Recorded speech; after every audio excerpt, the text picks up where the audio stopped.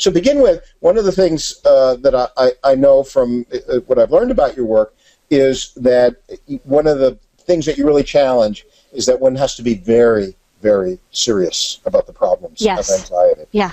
So talk to us a little bit about the role of hyper-seriousness in your view of anxiety and its effective treatment. Yeah. Well, you can imagine if you specialize in anxiety and you work with anxiety, we know that a lot of anxious kids have anxious parents too. And even if they didn't start off anxious, you know, they're bringing their little kid into a therapist's office, maybe for the first time, maybe for the 5th time. I saw somebody the other day, and I was the 5th therapist.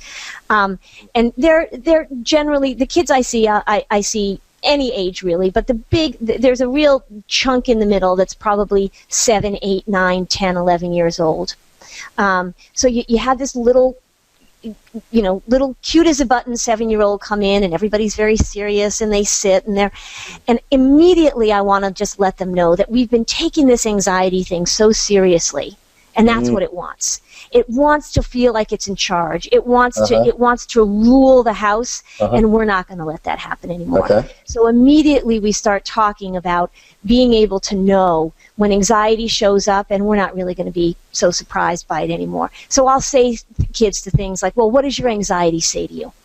You know, well, so for example, a kid is afraid to go to sleep at night in their bed by themselves. Very common fear that little kids have that I see. So anxiety shows up and says you're not going to be able to fall asleep. You know, maybe there's monsters under the bed. Maybe somebody's going to come in the window and steal you. And so I say to kids, whenever anxiety shows up and starts talking to you, you treat it like breaking news. So even though anxiety says the same thing to you over and over and over again, you're like, oh my gosh, anxiety, I can't believe you just said that.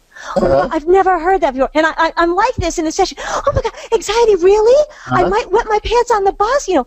And so they laugh, and I say, we've got to start treating it as if we're bored. Really, anxiety? So I'll say to a kid, tell me what your anxiety says.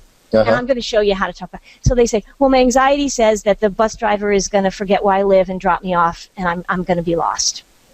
And I'll say, and how often does the anxiety say that to you? Oh, every time I get on the bus. And I say, and you're surprised every time.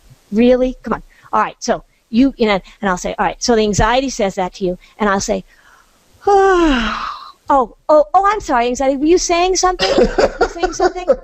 I'm sorry. Yeah, and so we play that way. I have this whole thing that I do with kids. We externalize the anxiety. We've got this worry part out here. You know, we'll draw a picture, and sometimes kids have little puppets or things that we use.